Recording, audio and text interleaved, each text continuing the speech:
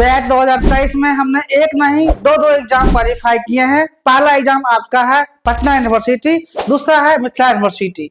अगर आप लोग इस चैनल पे आए हैं तब बिल्कुल सही जगह पे आए हैं, यानी कि आप लोगों का पूरा गाइडेंस यहाँ पे मिलेगा और पेपर 1 की तैयारी करवाई जाएगी, यानी एक एक क्वेश्चन का एक्सप्लेन किया जाएगा। ये क्वेश्चन प्रीवियस ईयर है। आप लोग के लिए जितना भी एग्जाम दे रहे हैं पाटलिपुत्रा का या मिथिला का, उन लोगों के लिए इम्पोर्टेंट है। चलिए क्वेश्चन नंबर 1 की ओर बढ़ते हैं और देखते हैं क्वेश्चन नंबर 1 क्या कहता है। 1 क्वेश्चन आपका क्या है कि research involves all of the following except. जो रिसर्च में इन्वॉल्व होता है इसमें क्या जरूरत नहीं है, क्या इसमें इन्वॉल्व नहीं होना चाहिए। जब आप रिसर्च करते हो, research involve all the following, जो इन्वॉल्व होता है, जो इन्वॉल्व नहीं होता है आपको नहीं बताना है। नोट ऐसा मतलब क्या होता है, नोट जो नहीं है उसको आपको बताना है, इसमें जो नहीं है। ठीक है, रिसर्च में वैलिडेशन होता है, बिना वैलिडेशन के आप रिसर्च नहीं कर सकते। टेस्टिंग होता है, बिना टेस्टिंग रिसर्च नहीं होता। फॉर्मुलेशन होता है, इसके बिना आप रिसर्च नहीं कर सकते। प्रमोशन नहीं होता है, क्या है, प्रमोशन आप रिसर्च में कभी नहीं कर सकते हैं, क्योंकि रिसर्च को कभी भी प्रमोट नहीं किया जाता है कि हम प्रमोशन करके इसको आगे बढ़ा रहे हैं। ऐसा बात रिसर्च में नहीं होता है। तो आप ये याद रखिएगा कि वैलिडेशन, फॉर्मुलेशन और टेस्टिंग रिसर्च का पार्ट है, जो रिसर्च में इन्वॉल्व होता है, लेकिन प्रमोशन इन्वॉल्व नहीं होता है। इसलिए इसमें जो गलत है उसी को चुनना है, यानी कि आपका ऑप्शन नंबर डी सही होगा, क्योंकि डी ही आपका गलत ऑप्शन है। ठीक, अब आते हैं 2 नंबर क्वेश्चन सबका क्या है कि applied research is directed towards, यानी कि अप्लाइड रिसर्च जो होता है किसका डायरेक्ट होता है। ठीक है, डायरेक्टेड टुवर्ड्स। देखिए, अगर कोई प्रॉब्लम सॉल्विंग करना हो, मैंने इससे पहले भी आपको क्लास दिए थे तो बता चुके हैं कि अप्लाइड रिसर्च क्या होता है। जैसे स्कूल टीचर और स्टूडेंट के बीच क्या कोई समस्याएं आती है, कोई क्वेश्चन डिफिकल्टीज आती है, तो क्या होता है, उसे अप्लाई किया जाता है ना, कि स्टूडेंट टीचर से पूछता है सर ये प्रॉब्लम सॉल्व करिए। तो इस तरह से वहां पर जो समस्याएं बनती है वो समस्या आपका प्रॉब्लम सॉल्विंग नेचर वाला होगा। ठीक है, तो आपका यहाँ पर प्रॉब्लम सॉल्विंग वाला नेचर हो जाएगा, क्योंकि स्कूल अप्लाइड रिसर्च होगा। मैनेजमेंट डिसीजन मेकिंग, जब मैनेजमेंट में कोई डिसीजन लिया जाता है तो क्या होता है, मतलब मैनेजमेंट डिसीजन मेकिंग, वहां पर डिसीजन जो अप्लाइड रिसर्च के अकॉर्डिंग से कोई बड़ा डिसीजन होता है। आप यहाँ पर एक्शन रिसर्च या एक्सपेरिमेंटल रिसर्च नहीं कर सकते, जो कि यहाँ पे जो अप्लाइड रिसर्च के अकॉर्डिंग से कोई भी मैनेजमेंट का डिसीजन होता है। इसलिए आपका प्रॉब्लम सॉल्विंग और मैनेजमेंट डिसीजन दोनों अप्लाइड रिसर्च के अंदर ही आता है। आपका सी ऑप्शन राइट होगा, और डी तो होना ही नहीं है। ठीक, क्वेश्चन नंबर 3 क्या कहता है आपका, थर्ड जो है so how many people visit the mall. क्या कह रहा है, how many people visit the mall. Okay, weekend is an example of, जब विजिट करता है कोई भी व्यक्ति मॉल, वीकेंड किस टाइप का एग्जांपल आपका है, क्या है, किस टाइप का एग्जांपल है। तो देखिए, जब मॉल विजिट करता है तो अप्लाइड रिसर्च तो होगा नहीं, क्योंकि विजिटिंग का वर्क है, कोई प्रॉब्लम सॉल्विंग तो हो नहीं रहा है। क्यों कट गया, यूं कट गया। कॉज और इफेक्ट, कॉजल रिसर्च होता है, जो कारण होता है, अगर उस टाइप के रिसर्च में जाएंगे तो कॉजल रिसर्च होगा। ये ऐसा ही कट गया। कंक्लूसिव तो होता ही नहीं है। कंक्लूसिव आपको हम पहले ही बता चुके हैं कि कंक्लूसिव होता क्या है। ठीक है, कंक्लूसिव होगा नहीं, तो बच कौन रहा है, डिस्क्रिप्टिव रिसर्च। डिस्क्रिप्टिव मतलब क्या होता है, एज इट इज, जैसे को तैसे, क्या है, विजिट कर रहा है, एज इट इज आपका हो गया, जैसे को तैसा। ये आपका डिस्क्रिप्टिव रिसर्च होता है कि जैसे को तैसा, एज इट इज। देखिए, हिंदी वाले मीडियम वाले भी, उनके लिए भी हम मतलब बोलते हिंदी में ही, लेकिन क्वेश्चन भले इंग्लिश में हो तो उनको, उन लोगों को ज्यादा समस्याएं नहीं होनी चाहिए। अब क्वेश्चन नंबर 4 में आते हैं। 4 क्या आपका है कि व्हिच ऑफ द फॉलोइंग, हाँ, डिस्क्रिप्टिव रिसर्च क्या होता है, एज इट इज, जैसे को तैसा। यहाँ पर क्या कर रहा है, how many people visit A mall on weekend, जो विजिट वीकेंड मॉल विजिट करता है तो डिस्क्रिप्टिव रिसर्च हो जाएगा, एज इट इज। अब क्वेश्चन नंबर 4 क्या है, 4 आपका है which of the following statement about the research process is not true, यानी कि रिसर्च प्रोसेस में किसमें कौन सा स्टेटमेंट सही नहीं है, क्या है, कौन सा स्टेटमेंट सही नहीं है, यानी कि आपको इसमें गलत वाला स्टेटमेंट चुनना है। क्या चुनना है, गलत वाला ही चुनना है। देखिए, क्वेश्चंस भी सही नहीं चुनाता है, क्या बोल रहा है कि आप गलत चुन के बताओ। हाँ, रिसर्च स्ट्रक्चर्ड होना चाहिए, एक सिस्टमेटिक वे में होना चाहिए, reflect the orientation of research, हाँ यस रिफ्लेक्ट होना चाहिए रिसर्चर के बीच, बात सही है। All steps in the process are carried out, जी नहीं, ऑल स्टेप ऐसा नहीं होता है कि जितना भी स्टेप्स है सब कैरिड होता है, दिस इज रॉन्ग स्टेटमेंट, मतलब ये आपका सही नहीं है। All the statement are true, ये तो होना ही नहीं है, जब गलत है तो सही कैसे हो सकता है, ठीक है। तो आपका ऑप्शन नंबर सी राइट होगा। क्यों सी राइट होगा? क्योंकि यहाँ पर all steps in the process are carried out, ऐसा नहीं होता, जितना भी प्रोसेस है सबको हम कैरी नहीं कर सकते, this is wrong option, right. Question number 5 क्या है? 5 मानते हैं, 5 आपका है कि ये जो प्रॉब्लम, ये जो समस्याएं जो आती हैं, that require talking decisions on what information is needed and how it, जो इंफॉर्मेशंस होते हैं, डिसीजंस होते हैं, and is needed and how it can be obtain in the most testable way, जो टेस्टेबल वे होता है कि भाई वो क्या है इसमें, ठीक है, वही पूछा आपसे जा रहा है। तो environmental context of the problem, जी नहीं, इन्वायरमेंटल कॉन्टेक्स्ट ऑफ प्रॉब्लम इसमें नहीं होता है, क्योंकि यहाँ क्या करा, प्रॉब्लम समस्याएं तो हैं, लेकिन required talking in decisions on what information is needed and how it can be obtain, कैसे प्राप्त उसे किया जाता है, मोस्ट टेस्टेबल वे, मोस्ट टेस्टेबल वे की बात हो रहा है। तो आपका यहाँ क्या हो जाएगा, नंबर बी आते हैं, मैनेजमेंट रिसर्च प्रॉब्लम, जी हाँ, यहाँ पर जो होता है आपका मैनेजमेंट रिसर्च प्रॉब्लम क्रिएट होता है, डिसीजन प्रॉब्लम नहीं है, प्रॉब्लम डिफिनेशंस नहीं है, क्या आपका है मैनेजमेंट प्रॉब्लम क्रिएट होता है, ठीक। क्वेश्चन नंबर 6 में आते हैं, 6 क्या है, a typical problem definition process, a typical problem जब समस्याएं हैं, typical problem definitions process involve all the following step except, इसमें क्या एक्सेप्ट है, इसमें क्या नहीं है, तो टाइपिकल प्रॉब्लम आता है तो एक्सेप्ट मतलब नहीं है, ठीक है, सबसे अलग, आपको ये ध्यान रखना होता है, एग्जाम में क्वेश्चन इस तरह से देता है क्योंकि स्टूडेंट में फंसे और क्वेश्चन गलत करे, ठीक है, तो इस चीज को आप वहां पे ध्यान रखिएगा। टाइपिकल प्रॉब्लम की बातें कर रहा है, तो डिस्कशन विद डिसीजन मेकर, जी नहीं, वो टाइपिकल प्रॉब्लम नहीं होता है। हाँ, एनालिसिस ऑफ प्रोजेक्ट कॉस्ट, ये आपका एक टाइपिकल प्रॉब्लम देखिए इसमें क्या है, यहाँ कर रहा है गलत चुनने के लिए, क्या कर रहा है, गलत चुनने के लिए, तो ये आपका जो है डिस्कशन विद डिसीजन मेकर्स, ये होगा, डिसीजन मेकर्स होना चाहिए decision makers. Interview with industry expert, yes, interview जो होता है इंडस्ट्री एक्सपर्ट होना चाहिए, राइटर।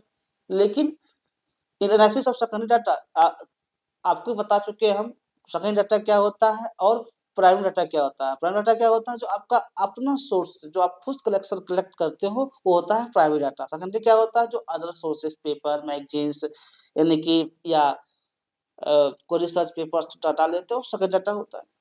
इस तरह से, हाँ, एनालिसिस ऑफ प्रोजेक्ट कॉस्ट, जी नहीं, ये ऑप्शन गलत है, क्या है, ये ऑप्शन गलत है, और इसमें गलत वाला ऑप्शन ही चुनना है आपको, एक्सेप्ट लिखा हुआ है, तो एनालिसिस ऑफ प्रोजेक्ट कॉस्ट ये क्या है, गलत है, क्या है, गलत है, इसलिए आपका ऑप्शन बी सही होगा, क्योंकि बी यहाँ क्या है, गलत है, बी गलत है, इसलिए आपका बी राइट आंसर होगा, ठीक। अब आता क्वेश्चन नंबर 7, 7 क्या है, 7 जो आपका है, a survey questions about material status, ये सर्वे क्वेश्चन क्या है, ये survey question about material status to be answered as married और unmarried is an example of, जो मैरिड और अनमैरिड है इसका क्या एग्जांपल होगा सर्वे रिसर्च में।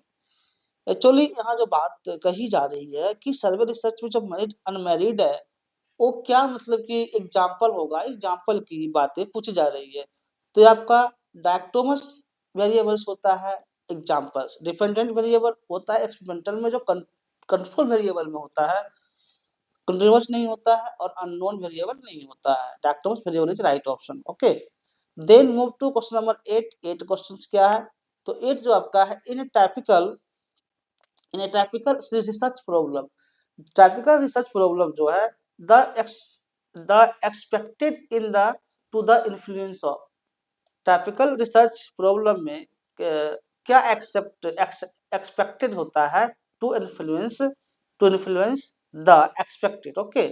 टाइपिकल रिसर्च में जो होता है आपका प्रिडिक्टर वेरिएबल नहीं होता है, डिपेंडेंट वेरिएबल, इंडिपेंडेंट वेरिएबल ये भी नहीं होता है। Dependent variable, dependent, independent variable और डिपेंडेंट वेरिएबल।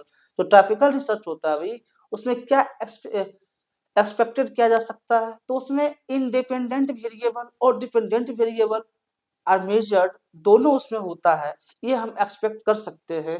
यस, कैरेक्टेरिया और हाइपोथेसिस नहीं होता है, ठीक है। अब ना क्वेश्चन नंबर 9 में आते हैं। 9 आपका क्या है? 9 जो है, इज आर द ब्लूप्रिंट। देखिए ये क्वेश्चन बार-बार रिपीट करता है और आपके एग्जाम में भी रिपीट कर सकता है, इसलिए मैं इस चीज को बार-बार फोकस कर रहा हूँ।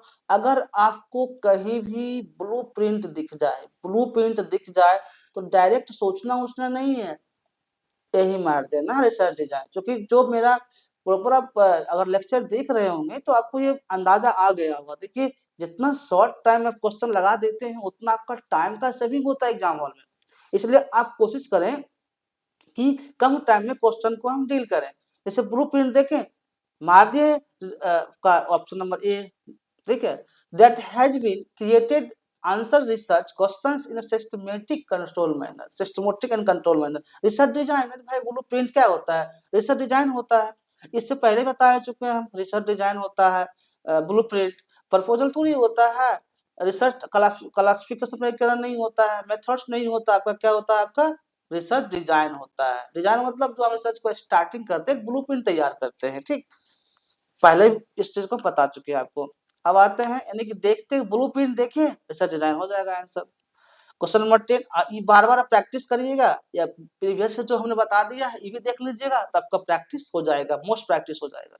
द प्राइमरी ऑब्जेक्टिव ऑफ, क्या है? The primary objective of is to provide insight and an understanding of the problem controlling the researchers. क्या है? जो अंडरस्टैंडिंग, समस्याएं जो बातें यहाँ पर हो रही है उसको देख लेते हैं। द प्राइमरी ऑब्जेक्टिव क्या पूछ रहा है आपका? The primary objective of dash is to provide insight and understanding of the problem confronting the researchers. Okay, इसमें जो होता है, इसकी यह किस टाइप का रिसर्च है। देखिए यहाँ पर कुछ ज्यादा कर नहीं रहा, अगर समझना है, ठीक है। क्या कर रहा है? प्रोवाइड इंसाइट एंड अंडरस्टैंडिंग, एक ऑब्जेक्टिव दिया हुआ है, तो एक्सप्लोरेटिव मतलब एक्सप्लोर करना, खोजना, ये होगा नहीं। कंक्लूसिव, कंक्लूड नहीं होता है, नन ऑफ दिस होगा नहीं, तो क्या होगा? डिस्क्रिप्टिव रिसर्च, जो इससे पहले भी इसके बारे में बता चुके हैं कि क्या होता है, एज इट इज, जैसा को तैसा, ठीक। क्वेश्चन नंबर 11 में आते हैं। 11 का क्या है कि expert expert opinion survey is a technique use to, जो एक्सपर्ट होते हैं वो ओपिनियन सर्वे मेथड से देते हैं, तो वो किस टाइप का रिसर्च होगा, ठीक है। देखिए सर्वे मेथड से ओपिनियन देते हैं expert, pre pre experimental design तो होता नहीं है उसको, क्योंकि ये सर्वे का पार्ट है। एक्सप्लोरेटरी रिसर्च, यस यही तो होगा, जो एक्सप्लोर करता है आपका बातें को, वो क्या होता है? एक्सप्लोरेटरी रिसर्च होता है। तो यही आपका सर्वे टेक्निक के लिए यूज में लिया जाता है, क्वासी नहीं लिया जाता है। डिस्क्रिप्टिव क्या होता है आपका? एज इट इज जो होता है आपका डिस्क्रिप्टिव रिसर्च हो जाता है, यानी कि आपका एक्सप्लोरेटरी रिसर्च, बातें को एक्सप्लोर करना, आपका जो होता है एक्सप्लोरेटरी रिसर्च में होता है, ठीक। अब क्वेश्चन नंबर 12 में आते हैं। 12 क्या है? In comparison to primary data, in comparison to primary data secondary data can be collected. अगर आप प्राइमरी डाटा को सेकेंडरी डाटा से कंपैरिजन करते हो तो क्या होगा? देखिए क्या होता है, रेपिडली और इजीली। प्राइमरी डाटा क्या मिलता है? रेपिडली और इजीली, ओके। फिर क्या है? विथ लेस एफर्ट, कम समय में मिल जाता है। रिलेटिवली लो कॉस्ट, कम पैसा लगता है ना। प्राइमरी डाटा क्या होता है? हमको समय ज्यादा लगता है। अगर आप सेकेंडरी डाटा लेते हैं, सेकेंडरी डाटा में क्या होता है? इसमें जो होता है आपका कि कम टाइम में, कम मेहनत में कहीं डाटा ले लिए, मिल गया, तो इसमें सारा जो होता है कंपेरिजन करने के बाद all of the above right option. क्योंकि इसमें क्या है, मतलब कि तेजी से मिल जाता है, इजीली मिल जाता है, कम मेहनत में मिल जाता है, और मनी भी नहीं लगता है, लो कॉस्ट में मिल जाता है, तो all of the above right answer, ठीक है 12 का। अब आते हैं 13 नंबर क्या है, इसमें कुछ समझना नहीं था बट मैंने कॉन्सेप्ट दे दिया। अब आते हैं डाटा वेयर हाउस आरएन। डाटा वेयर हाउस क्या होता है भाई? तो data warehouse external data source जी नहीं, ये डाटा वेयर हाउस नहीं होता है। डाटा इंटरनल डाटा सोर्स, जो हमारे डाटा होता है इंटरनल डाटा सोर्स, ये आपका क्या होता है, ये आपका जो है सो डाटा वेयर हाउस होता है। ठीक है, सिंडिकेट डाटा सोर्स जी नहीं, सिंडिकेट नहीं होता। गवर्नमेंट डाटा गवर्नमेंट का होता है, जो हम लोग उसको यूज करते हैं, बट प्रॉपर रेफरेंस के साथ ही यूज करेंगे, रेफरेंस देना ही होता है। ठीक ना, तो आपका यहाँ क्वेश्चन क्या है, data warehouse are in, तो डाटा वेयर हाउस जो होता है आपका इंटरनल डाटा सोर्स, मतलब जो अंदरूनी डाटा होता है वो आपका डाटा वेयर हाउसेस में होता है। ठीक है, अब आते हैं क्वेश्चन नंबर 14। 14 क्या है, तो 14 जो है सो स्टॉक एक्सचेंज, जो स्टॉक एक्सचेंज है, directory is stock exchange directory is a, ठीक है, तो नॉन गवर्नमेंट डाटा सोर्स, जी हाँ, स्टॉक एक्सचेंज जो होता है ये नॉन गवर्नमेंट डाटा सोर्स होता है, जो स्टॉक एक्सचेंज की बात कर रहे हैं। ठीक ना, अनपब्लिश डाटा सोर्स नहीं, अनपब्लिश डाटा सोर्स थोड़ी होगा स्टॉक एक्सचेंज में, तो डायरेक्ट करता है उसको, ये तो होगा नहीं। जो अनपब्लिश डाटा क्या है, डाटा किसी भी रिसर्चर का वो डाटा अपना होता है, वो अब वो सब पब्लिश कर देता है, मान लीजिए, तब वो पब्लिक फील्ड में गया, सब पढ़ सकता है। जब तक डाटा अनपब्लिश्ड होता है तब तक सेपरेसी मेंटेन करना होता है कि डाटा हम कहीं इधर उधर ना करें, करेंगे तो आपका काम किया हुआ है, काम कोई अपना नाम कर लेगा। अब पब्लिश डाटा, डाटा पब्लिश हो गया और स्टॉक एक्सचेंज में दोनों आ गया, यानी कि ए और सी आपका राइट ऑप्शन होगा। ठीक, क्यों होगा, कैसे होगा, मैंने डिस्कस कर दिया। अब आते हैं क्वेश्चन नंबर 15 में। 15 क्या आपका है कि Emerald Emerald is a secondary source available to the researcher, यानी कि इमेराल्ड क्या एक तरह से सेकेंडरी सोर्स रिसर्च क्या होता है, ऑनलाइन डाटाबेस। जो ऑनलाइन डाटाबेस लेते हैं वो क्या होता है आपका इमेराल्ड होता है, जो सेकेंडरी सोर्स डाटा में अवेलेबल होता है। ठीक ना, नॉन गवर्नमेंट पब्लिकेशन नहीं होता है, गवर्नमेंट पब्लिकेशन नहीं होता है, और कंपनी रिकॉर्ड्स नहीं होता है, क्या होता है आपका online database is the right option. ठीक है, 16 नंबर क्वेश्चन में आते हैं। As a particle 16 number question में आते हैं आपका क्या है, एज ए प्रैक्टिस, जो प्रैक्टिस करता है, as a practice in most management research studies, क्या है, in practice most management research studies studies research is preceded by appropriate research. ये किस टाइप का, कोई प्रैक्टिशनर है, प्रैक्टिशनर रिसर्च कर रहा है। ठीक, देखिए प्रैक्टिशनर एक जैसे टीचर स्टूडेंट के बीच क्या है, टीचर क्या है, प्रैक्टिशनर है, बच्चे को पढ़ाता है, वहाँ बच्चे में इम्प्रूवमेंट दिखता है। यहाँ मैनेजमेंट की बात किया जा रहा है कि as practice in most management research studies dash research is preceded by appropriate research, तो ये रिसर्च आपका क्वालिटेटिव नहीं होता है।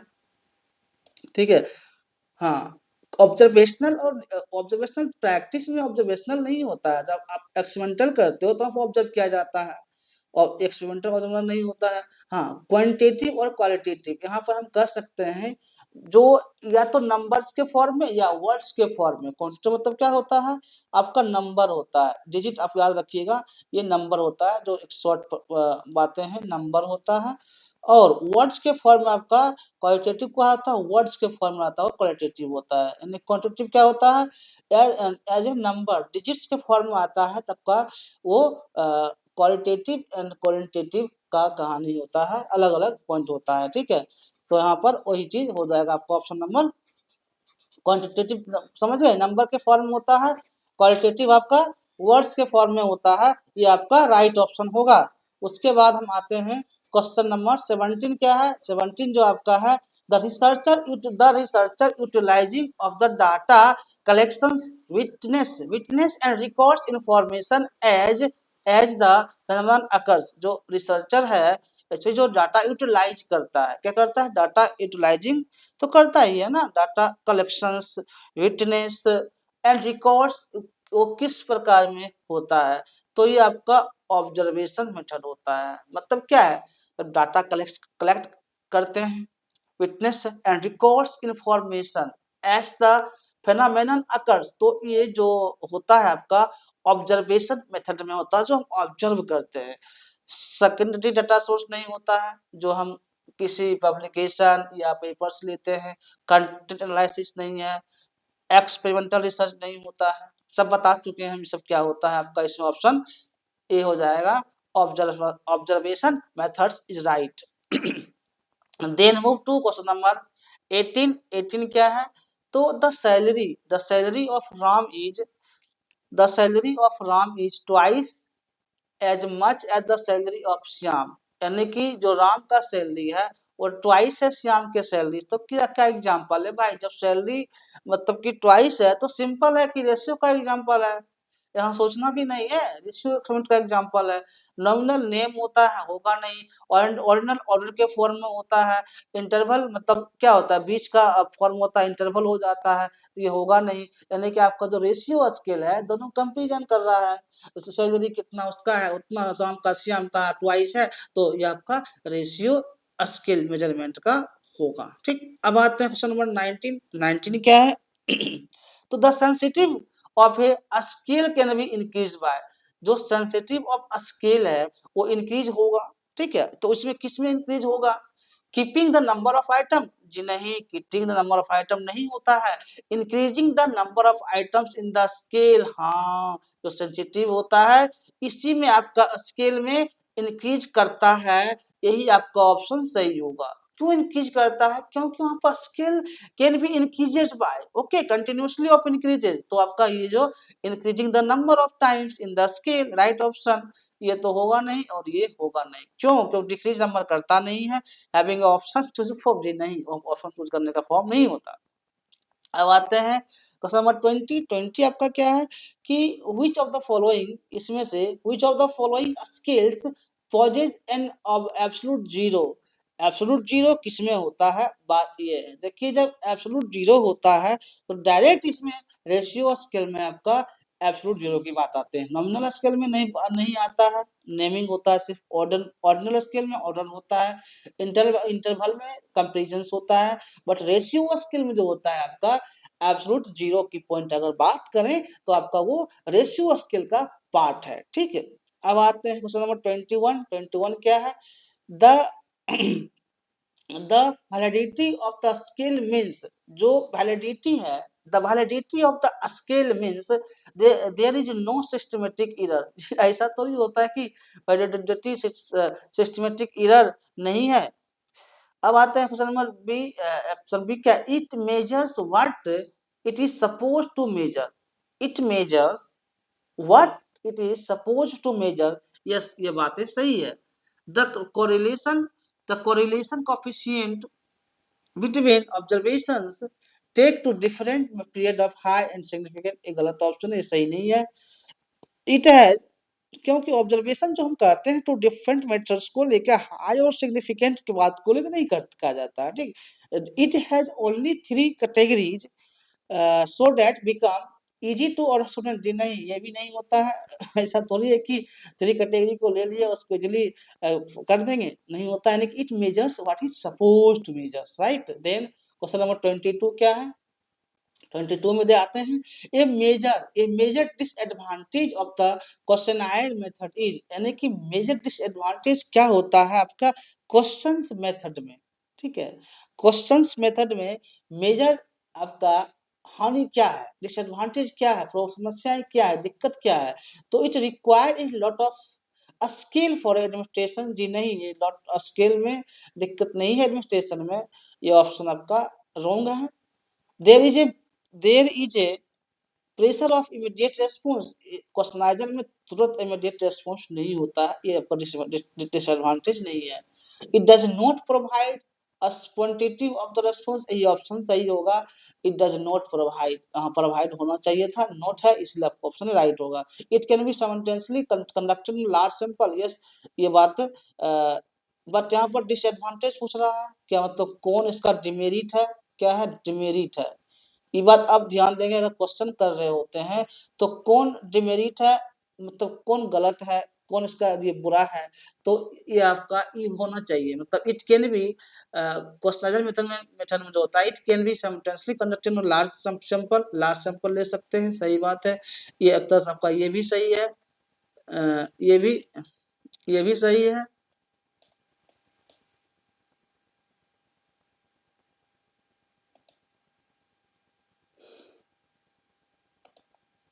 ये भी सही है, ये भी सही है, ये भी सही है।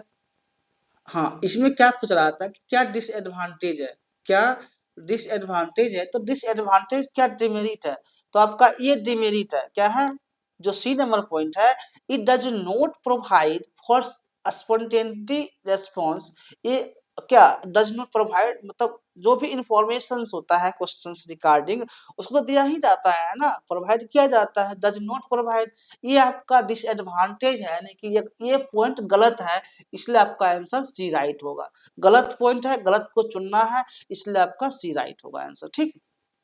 अब आते हैं क्वेश्चन नंबर 23। सिमिलर क्वेश्चन क्या पूछ रहा है आपका 23 में कि similar questions asked at different points, similar question है लेकिन जो पूछ रहा है asked at different points in the questionnaire increases its, जो क्वेश्चनाइजर में इंक्रीज होता है फिजिकल अपीयरेंस जी नहीं, क्वेश्चनाइजर में कोई फिजिकल अपीयरेंस अवेलेबल नहीं होता है, लेंथ ऑफ द क्वेश्चनाइजर नहीं, कितना लेंथ है वहां पर जरूरत नहीं है क्वेश्चनाइजर मेथड में क्या लेंथ है क्या नहीं है। अब आता है आपका authenticity of asking question, questions में क्या ऑथेंटिसिटी होता है, देखिए ये तो बात है, लेकिन इसके ऑप्शन ऑफ सिमिलर क्वेश्चन का रहा डिफरेंट पॉइंट, तो ये होगा नहीं, जब सिमिलर क्वेश्चन अलग अलग पॉइंट देंगे तो ऑथेंटिसिटी आ ही नहीं पाएगा क्वेश्चन में। हाँ, रियलेबिलिटी ऑफ द क्वेश्चनाइजर, रियलेबिलिटी होना चाहिए, जब क्वेश्चनाइजर होता है तो उसमें reliability is the important point of the questionnaire के रिगार्डिंग होना चाहिए, ठीक। तो इसका ऑप्शन नंबर डी राइट होगा। अब आते हैं 24 नंबर क्वेश्चन। 24 क्या कहता है कि आपका in which of the following interviewer, जो इंटरव्यूअर होता है voice is very high and the problem, जब प्रॉब्लम क्रिएट होता है इंटरव्यूअर वेरी हाई, वॉइसनेस क्या होता है बहुत हाई होता है, किसमें इस तरह की समस्याएं आती है, देखिए जब हम टेलीफोनिक इंटरव्यू करते हैं कभी नेटवर्क कट जाना, कभी सही से आवाज नहीं आना, तो किसमें वॉइसनेस ज्यादा होगा, टेलीफोनिक इंटरव्यू में ही होगा ना, वेव वेस्ट तो नहीं होगा, उसमें बहुत सारा मेल क्वेश्चनाइजर में तो डायरेक्ट आप मेल करें काम खत्म होगा, यानी कि आपका टेलीफोन इंटरव्यू में ज्यादा वॉइसनेस और वेरी हाई अंदाज प्रॉब्लम क्रिएट होता है, ठीक ना। अब आते हैं क्वेश्चन नंबर 25। 25 क्या आपका है कि which of the following is not a probability sampling plan, यानी कि इसमें कौन सा आपका प्रोबेबिलिटी सैंपलिंग प्लान नहीं है, क्या पूछ रहा है कौन सा आपका नहीं है, यही चीज आपको देखिए एग्जाम जब क्वेश्चन लगाते हैं तो फटाफट पढ़ के क्या निकल जाते हैं कि है, नहीं को लोग फोकस नहीं करते, इसलिए आप क्वेश्चंस को बारीकी से पढ़ना होता है। नोट प्रोबेबिलिटी, नोट ए प्रोबेबिलिटी सैंपलिंग प्लान, कौन सा प्रोबेबिलिटी सैंपलिंग नहीं है, सिस्टमेटिक होता है, ठीक है, क्लस्टर होता है, systematic step to step, stratified sampling होता है, क्या नहीं होता आपका कन्वेंस सैंपलिंग नहीं होता है, इसलिए नहीं वाला ऑप्शन क्या हो जाएगा बी, आपका बी ऑप्शन राइट होगा, आपको नहीं वाला ही चुनना है जो नहीं होता है, ठीक। अब आते हैं क्वेश्चन नंबर 26। 26 क्या है, 26 जो क्वेश्चन आपका दिया हुआ है कि सेलेक्टिंग एवरी फिफ्थ फीमेल, क्या है, selecting every fifth female entering the mall is an example of, यानी कि जो सेलेक्ट हो रहा है एवरी फिफ्थ फीमेल में जो मॉल जा रही है तो किस टाइप का एग्जाम्पल है, बस सिस्टमेटिक एग्जाम्पल है, क्योंकि हर पश्चिमी महिला है यहाँ पे, तो क्या होगा सिस्टमेटिक में चल रहा है ना, fifth female entering the mall is क्या इज सिस्टमेटिक सैंपलिंग, कोटा नहीं होता है, क्लस्टर नहीं होता है, सैंपल रैंडम सैंपलिंग नहीं होता है। अगर आप लोग को सेपरेट लेक्चर्स चाहिए क्लस्टर सैंपलिंग के लिए, कोटा सैंपलिंग के लिए, सिंपल रैंडम सैंपलिंग के लिए, तो आप कमेंट बॉक्स में कमेंट कीजिएगा, हम प्रयास करेंगे कि आपको ये प्रोवाइड करें। अब आता है क्वेश्चन नंबर 27 आपका क्या है कि which of the following sampling methods could be used to make an estimate of the sampling, could be make an estimate of the sampling error, ये किस टाइप का सैंपलिंग एरर है, सैंपलिंग मेथड में जो एस्टिमेट होता है sampling में वो किस टाइप का एरर है, जी हाँ, ये आपका कॉन्वेंस सैंपलिंग ये नहीं होगा, कोटा सैंपलिंग ये नहीं होगा, हाँ आपका क्या होता है प्रोबेबिलिटी सैंपलिंग में जो होता है एरर तो आता है, ये हो भी सकता है, may be done may be not done, हो भी सकता है नहीं भी हो सकता है, तो इस टाइप का जो एरर आता है कि could be use to make an estimate of the sampling error, जो एस्टिमेशन का एरर सैम्पलिंग आता है वो आपका प्रोबेबिलिटी सैम्पलिंग में आता है, ठीक ना। जो प्रोबेबिलिटी होता है कि थ्योरी एक्सेप्ट भी हो सकता है, रिसर्च रिजेक्ट भी हो सकता है, depend on the situation and time. Okay, तो ये हो जाएगा आपका, यानी कि स्नोबॉल सैम्पलिंग नहीं होगा। अब आता है क्वेश्चन नंबर हम 28 में। 28 क्या कहता है, 28 जो है, which of the following option is not available, क्या कह रहा है, option is not available for the treatment of missing value, for the treatment of missing value में क्या अवेलेबल नहीं होता है, वो मिसिंग वैल्यू में आपको बताना है, ठीक ना। तो substitute of the average value of the response, average value response तो होता ही है, इसलिए सही बात है। सब्स्टिट्यूट एंड नेचुरल वैल्यू, ये भी सही बात है। क्या नहीं होता है, नहीं वाला बताना है। The concern questionnaire should be estimated from the analysis, जी जो एस्टिमेटेड क्वेश्चनाइजर होता है उसको तो एलिमिनेट करके क्या करते हैं, एनालिसिस करके बनाते हैं ना क्वेश्चंस, एलिमिनेटेड है from the analysis, but return to the field get desired observation, ये ऑप्शन नहीं होगा, इसमें गलत है, ठीक है। Return to the field to get desired observation is the not part of the missing value. अगर आता है यहाँ पे return to the field to get the desired observation, अगर रिटर्न बैक जा करके फिर उसको डिजायर्ड करना है, ये आपका ऑप्शन मिसिंग वैल्यू के लिए गलत है, और आपको गलत वाला ही चुनना है जो नॉट अवेलेबल है, यानी कि ऑप्शन नंबर ये बी सही हो जाएगा, ठीक। अब आता है क्वेश्चन नंबर हम 29 में। 29 क्या कहता है कि the simple way, the simple way क्या पूछ रहा है आपका, एक मिनट,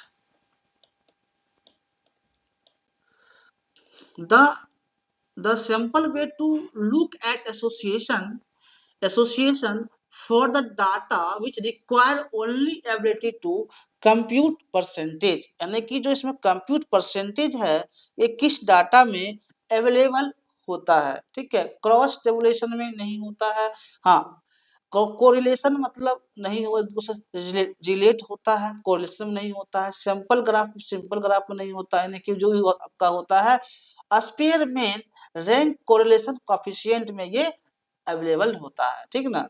अब आते हैं क्वेश्चन नंबर 30 क्या है, 30 क्वेश्चन देख लेते हैं कि A P value of 0.05 means, ये जो वैल्यू है इसका मतलब क्या होता है ये आपको पूछ रहा है, ठीक ना। तो इसका वैल्यू जो होता है एक्चुअली ओनली 5% नहीं होगा, ये नहीं होगा। 5% chance getting the result, no. हाँ ये आपका सी ऑप्शन जो है, देयर इज ए प्रोबेबिलिटी, क्या है, there is a probability of 5 in 100 that this result would occur if the null hypothesis were true. जो नल हाइपोथेसिस है यहाँ आपका ट्रू है, जो वैल्यू दिखाता है 0.05 मतलब यही होता है कि there is probability, there is a probability of 5 in 100, क्या है 5 in 100 का प्रोबेबिलिटी बन सकता है, जी हाँ, that the result would occur if the null hypothesis were true, null hypothesis is true, null hypothesis यहाँ पर true हो सकता है, all of the above नहीं होगा। क्यों 0.05 होगा, तो 100 बाय करके डिवाइड भी कर सकते हैं और ये नल हाइपोथेसिस को शो अप करता है। Question number 31, move to next. 31 क्या है आपका, तो 31 जो है द प्रोबेबिलिटी ऑफ रिजेक्टिंग, देखिए जब हम हाइपोथेसिस बनाते हैं तो प्रोबेबिलिटी होता है कि वो रिजेक्ट भी हो सकता है और एक्सेप्ट भी हो सकता है, कुछ भी हो सकता है, ये नहीं कि हम जब बनाए हो सही ही होगा। तो यहाँ पर क्या कह रहा है कि the probability of rejecting a null hypothesis, null hypothesis जब रिजेक्ट होता है तो when it is true is called, true क्या होगा, ट्रू क्या होगा, जब आपका नल हाइपोथेसिस रिजेक्ट हो जाता है, मान प्रोबेबिलिटी है, प्रोबेबिलिटी पे होता है, जब रिजेक्ट हो जाता है तो ट्रू क्या इसमें होगा, तो इसमें आप लेवल ऑफ सिग्निफिकेंस क्या हो जाता है, वो लेवल ऑफ सिग्निफिकेंस आपका सही हो जाता है, टाइप 1 एरर नहीं होता है, टाइप 2 एरर नहीं होता है। अगर आपको टाइप 1 एरर टाइप 2 एरर के लिए कुछ कंसेप्ट चाहिए तब कमेंट बॉक्स में कमेंट करिएगा, मैं इसके लिए अलग से सेपरेट बना दूंगा 5 मिनट का, ठीक है। बीटा नहीं होता है, यानी कि लेवल ऑफ सिग्निफिकेंस आपका जो होता है probability of rejecting null hypothesis में सही होगा। अब आते हैं क्वेश्चन नंबर 32। ऐसे वीडियो लंबा हो जाएगा, इसलिए हम चाहते हैं कि क्वेश्चंस बता रहे हैं, लेकिन जो कॉन्सेप्ट है जैसे level type 1 error, type 2 error में हमको 5 मिनट अलग से देना होगा, इसलिए आप कमेंट्स करिएगा तो इसके लिए हम अलग से प्रोवाइड कर देंगे कॉन्सेप्ट 5 मिनट का। अब आते हैं when we accept, question number 32 आपका है, when we accept the null hypothesis when it is false we are committing, यानी कि जो नन हाइपोथेसिस होता है वी एक्सेप्ट द नन, जब नल हाइपोथेसिस आपका एक्सेप्ट होता है, जी हाँ, और फॉल्स हो जाता है, क्या होता है, फॉल्स हो जाता है, तो किस टाइप का एरर है वो, किस टाइप का एरर है, तो वो आपका टाइप 2 एरर है। क्या है, टाइप 2 एरर है। जब नन नल हाइपोथेसिस आपका एक्सेप्ट हो जाता है लेकिन वो फॉल्स होता है, क्या है, जब फॉल्स हो जाता है लेकिन आपका एक्सेप्ट हो जाता है, तो ये किस टाइप का एरर में आता है, तो ये एरर आपका टाइप 2 एरर होता है। नाइदर नहीं होता है type 1 type 2, none of the above नहीं होता है, ये आपका टाइप 2 एरर में आता है। ठीक, अब आते हैं क्वेश्चन नंबर 33। 33 क्या है कि द अल्टरनेटिव हाइपोथेसिस, एक क्या होता है इसमें दिया हुआ है, the alternative hypothesis is that more than 80%, यानी कि जो अल्टरनेटिव हाइपोथेसिस है वो more than 80% of the students no driving is an example of, ये किस टाइप का एग्जांपल है, तो टू टेस्ट अल्टरनेटिव हाइपोथेसिस की बात कर रहा, 80% स्टूडेंट नो ड्राइविंग, तो ये आपका वन टेल टेस्ट होगा। क्या होगा, one tail test is the right, then type 1 error नहीं होता है। टाइप 1 में क्या होता है, जो नल हाइपोथेसिस जो फॉल्स होता है, टाइप 2 एरर नहीं होता है, यानी कि आपका one tail test is the right option.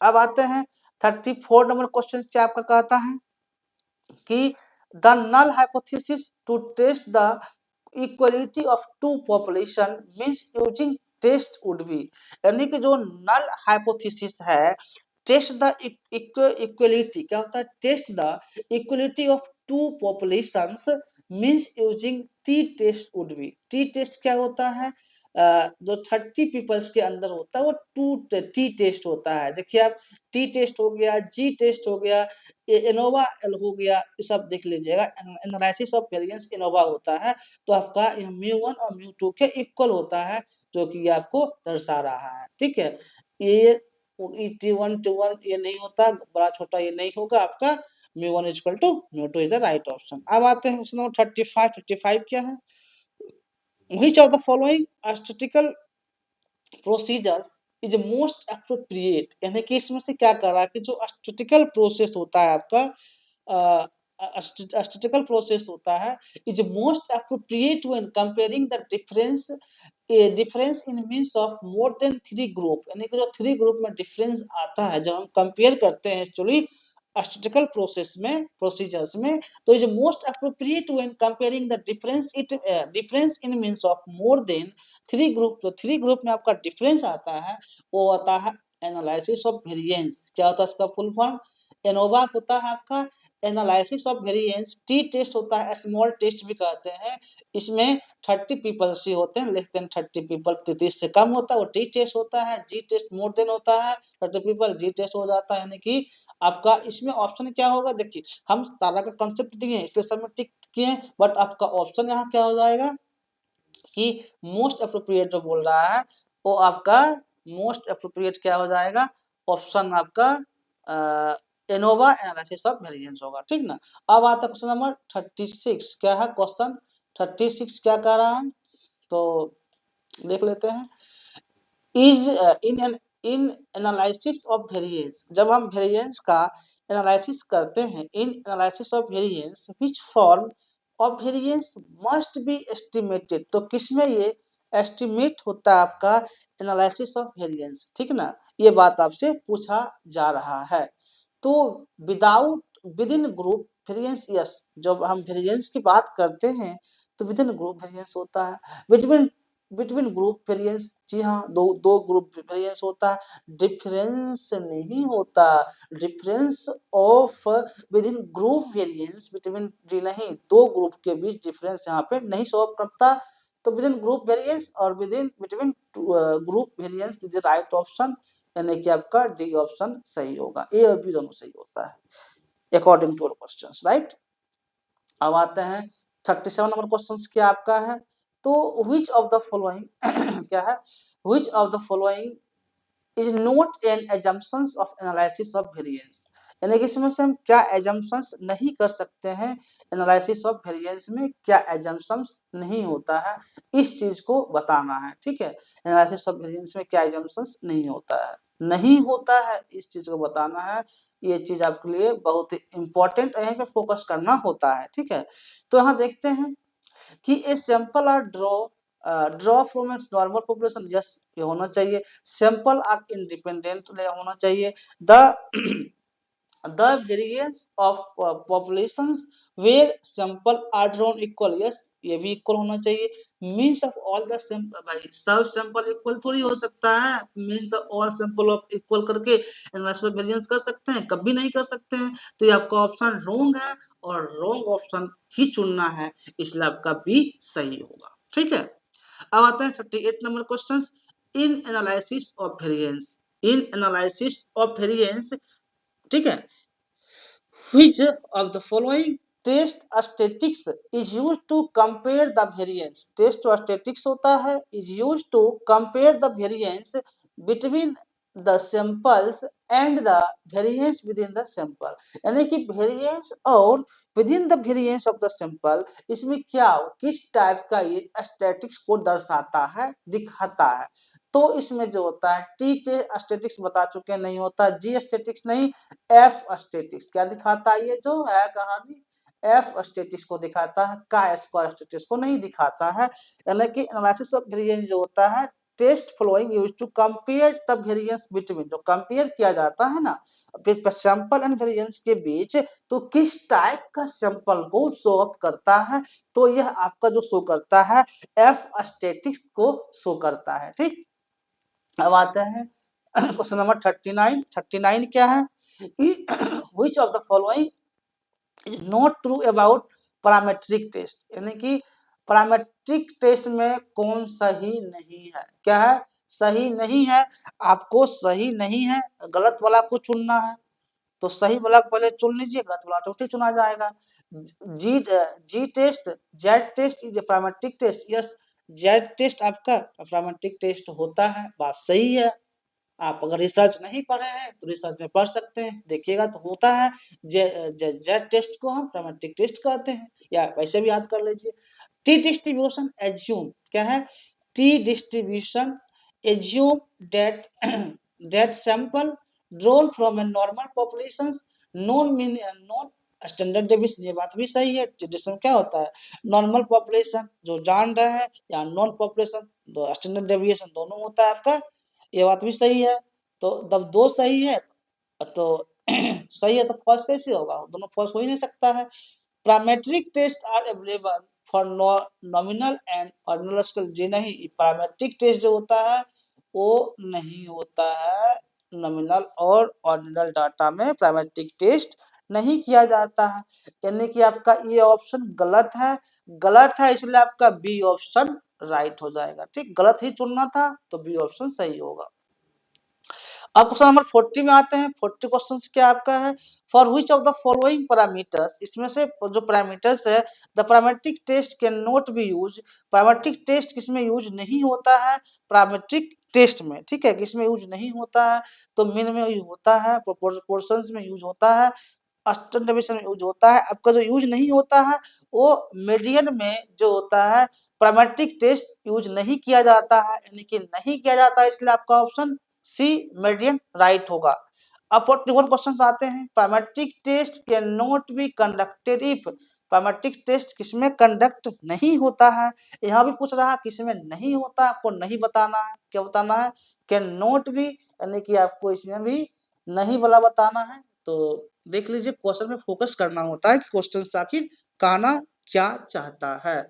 तो 41 normality assumptions is not satisfy, note है ना, satisfy तो होता ही है, इसलिए गलत ऑप्शन है ये, क्या है गलत ऑप्शन है। और इंफॉर्मेशन ऑन इंक्रीजेज और decreases is given by plus और minus sign in state actual है, जब घटेगा बढ़ेगा एक्चुअल थोड़ी होगा, वो गलत ऑप्शन है। Data is normal ordinal nature, data थोड़ी दोनों नेचर का नहीं ना होता है, नॉमिनल भी हो जाएगा ऑर्डिनल हो जाएगा, सेम थिंग में पॉसिबल नहीं है। तो आपका D option all of the are true, D option right होगा। अकॉर्डिंग टू योर क्वेश्चंस तीनों गलत है, जब गलत है तो क्या कहेगा, तीनों सही है मतलब गलत चुनना है, तीनों गलत को चुन लिए, ऑप्शन डी राइट। अब आते हैं क्वेश्चन नंबर 42। 42 क्या है, द अल्टरनेटिव हाइपोथेसिस, जो आपका हाइपोथेसिस है, alternative hypothesis for testing the significance of R square is written by, क्या यहाँ पर है आपका R square, R square is written as, okay. तो इसमें देख लेते हैं क्या होगा, alternative hypothesis is for testing, यानी कि जब अल्टरनेटिव हाइपोथेसिस का टेस्टिंग होता है तो significance of R square, significance of R square क्या होता है ये बताना है। तो इसका जो होगा ये नहीं होता है, नॉट इक्वल 1 नहीं होता है, R square greater than 0 is the right, R square बड़ा होता है 0 से, 1 के इक्वल नहीं होता है। अब आता है क्वेश्चन नंबर 43।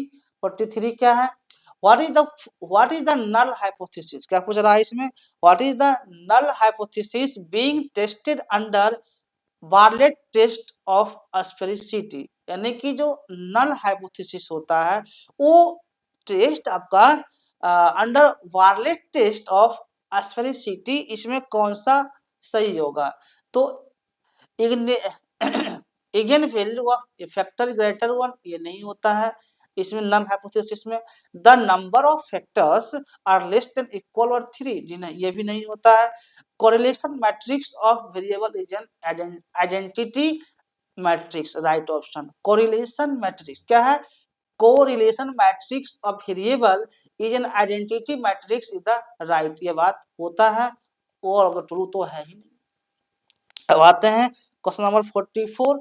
44 क्या कहता है, 44 देखते हैं, the correlation coefficient of expected, the correlation coefficient of expected factor with in variable is called, जो कोरिलेशन कोफिशिएंट में एक्सेप्टेड फैक्टर होता है वो किसमें मतलब वेरिएबल को क्या कहते हैं, what is called off variable, क्या कहते हैं वेरिएबल को, तो कम्युनलिटी नहीं कहते हैं, फैक्टर स्कोर नहीं होता है, ये नहीं होता है, क्या हो जाएगा आपका factor loading, factor loading is the correlation coefficient of expected, यानी कि जो फैक्टर होता है वेरिएबल उसे हम फैक्टर लोडिंग कहते हैं, लोडिंग फैक्टर लोडिंग कहते हैं जी, ठीक है। अब आते हैं 45 नंबर क्वेश्चन, क्या है क्वेश्चन 45 नंबर, तो all elements topical research report would be definitely found in the, यानी कि जो टॉपिकल रिसर्च होता है, क्या है टॉपिकल रिसर्च में रिपोर्ट आता है वो किसके डेफिनेटली सही होगा, ये आपसे इसमें पूछा जा रहा है, ठीक है। तो ये जो होता है वर्किंग पेपर में नहीं होता है, आपका बिजनेस रिपोर्ट में नहीं होता है, क्योंकि टॉपिकल रिसर्च है, टेक्निकल रिपोर्ट, हाँ टेक्निकल रिपोर्ट है। सर्वे क्या करते हो, सर्वे कर डाटा लेते हैं, सर्वे होता है, यानी कि this is the technical report, topical research report would be definitely be found in the, आपका किसमें होता है टेक्निकल रिपोर्ट होगा, टॉपिकल जहां लिखा हुआ है वहां आप खुद लगा सकते हो कि टेक्निकल ही होना चाहिए, टेक्निकल रिपोर्ट होगा। अब आते हैं 46 नंबर क्वेश्चन क्या है, 46 जो क्वेश्चन आपका है, ए लिस्ट ऑफ टेबल, क्या है a list of tables, list of graph, list of table, list of graphs, list of appendices, list of exhibits are usually found in the dash section of research report, ये सब किस में दिया जाता है, table content में नहीं जाता है, लिस्ट टेबल कंटेंट में लिस्ट हो दिया जाता है, बैकग्राउंड में नहीं होता, हाँ प्रीलिमिनरी जो होता है उसमें सारा आपका लिस्ट दिया जाता है, उसमें इंक्लूड रहता है, एक्जीक्यूटिव समरी में नहीं होता है। अब आते हैं क्वेश्चन नंबर 47। 47 आपका क्या है कि इन ए टेबुलर प्रेजेंटेशन, जब हम टेबुलर प्रेजेंटेशन करते हैं डाटा का, क्या करते हैं in a tabular presentation of data, data को जब हम टेबुलर प्रेजेंटेशन करते हैं तो यूजुअली गिवन इन द, वो किसमें अवेलेबल होता है डाटा, फुट नोट, किसमें होता है अवेलेबल आपका ये फुट नोट जो है उसमें टेबुलर फॉर्म डाटा अवेलेबल होता है, बिब्लियोग्राफी नहीं होता है, जिसमें सबको रेफरेंसेस को मेंटेनेंस किया जाता है। Bibliography is the note of the tabular form of the data, tabular form data नहीं होता है, टेबल हेडिंग में नहीं होता है, स्पेशल मेंशन में नहीं होता, किसमें होता है आपका, ये फुट नोट में होता है।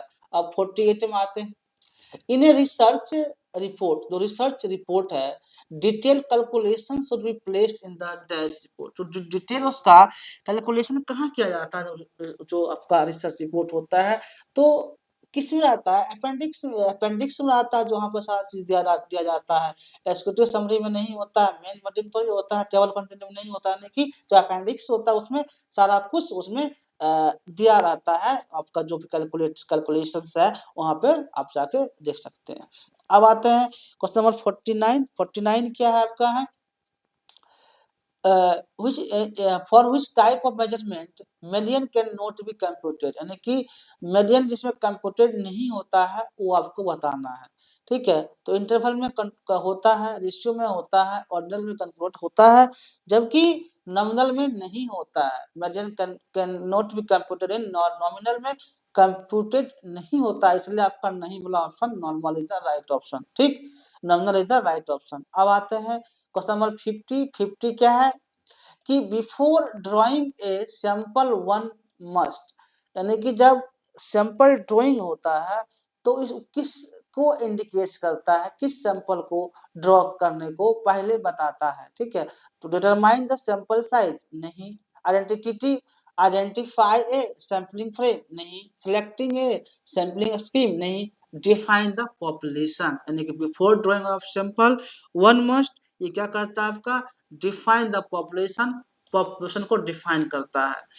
ओवरऑल हमने आज 50 क्वेश्चन पेपर 1 का डिस्कस कर लिया है। जिनको भी कुछ कंफ्यूजन होगा आप हमें कमेंट बॉक्स में कमेंट कर सकते हैं। हाँ, आप लोग के लिए अब सूचना देना चाह रहे हैं कि जिन लोगों को क्विज लगाना होगा, मॉक टेस्ट लगाना होगा, मेरे चैनल पे पोस्ट में क्वेश्चन दिया हुआ है, वहां जाके आप प्रैक्टिस कर सकते हैं और अपने आप को जस्टिफाई कर सकते हैं कि मैं कितना मार्क्स आ रहा है, कितना क्वेश्चन सही कर पा रहे हैं, और उसमें एक्सप्लेनेशन के साथ आंसर दिया हुआ है जो आप लोग के लिए हेल्पफुल होगा ताकि आप लोग का पैट क्वालिफाई हो।